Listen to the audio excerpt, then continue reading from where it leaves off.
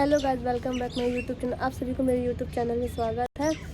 Guys, मैं बहुत दिनों से सोच रही थी कुछ ब्लॉग डालूँ, अपने बारे में ब्लॉग डालूँ, लेकिन नहीं डाल पा रही थी। सोच रही थी कहाँ से शुरू करूँ, क्या शुरू करूँ, लेकिन आज मैं फाइनली मैं बनाने जा रही हूँ। आप सभी लोग जानते हैं कि मैं बिहार से हूँ और मेरा मायका मतलब मेरे मम्मी पापा छत्तीसगढ़ से बिलोंग करते हैं, वहाँ रहते हैं। और मैं मतलब मेरे ससुराल है, जो फादर इन लॉ और मदर इन लॉ है वो बिहार में है।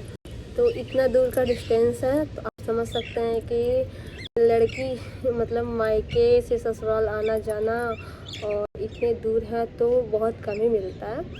लेकिन और ऊपर से मैं मायके में अकेली हूँ और ससुराल में तो सबसे बड़ी हूँ अभी।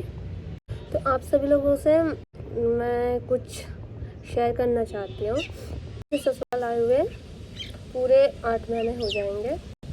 अगस्त में ही आई थी मैं और अगस्त से कंटिन्यू में आई हूँ। और मायके तो आपको पता है कि मायके जाने के नाम से अगर ससुराल वाले को पता चले बहू मायके जाने वाली है तो पता चले कि तबीयत ही ख़राब हो जाता है।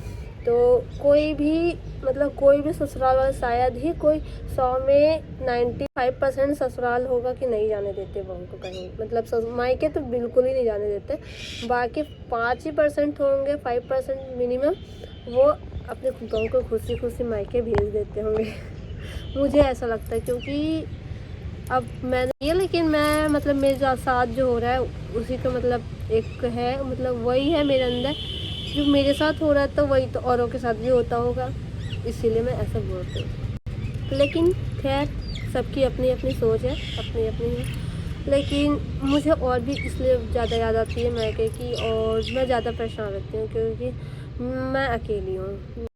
तो इसी वजह से मैं साथ ज़्यादा परेशान रहती हूँ और मुझे ज़्यादा मायके जाने का भी मन करता है।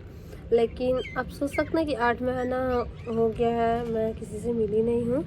तो इतना तो जो जिनके भाई बहन भी होते हैं वो भी इतने दिन तक के अपने मायके से दूर नहीं रहते हैं, वो ऑफ कोर्स मिलते ही हैं। तो आप लोग कमेंट करके बताइएगा किस किस को अपने मायके की याद आती है।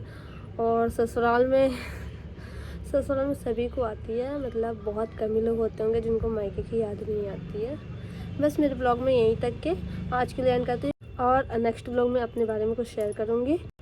देखिए नेक्स्ट ब्लॉग कब आते हैं, क्योंकि होली आने वाली है और शायद हम होली पे जाएंगे गांव, और गांव में शायद ही नेटवर्क मिलता है पटना से 100 किलोमीटर, शायद ही वहाँ पे मिलता होगा नेटवर्क।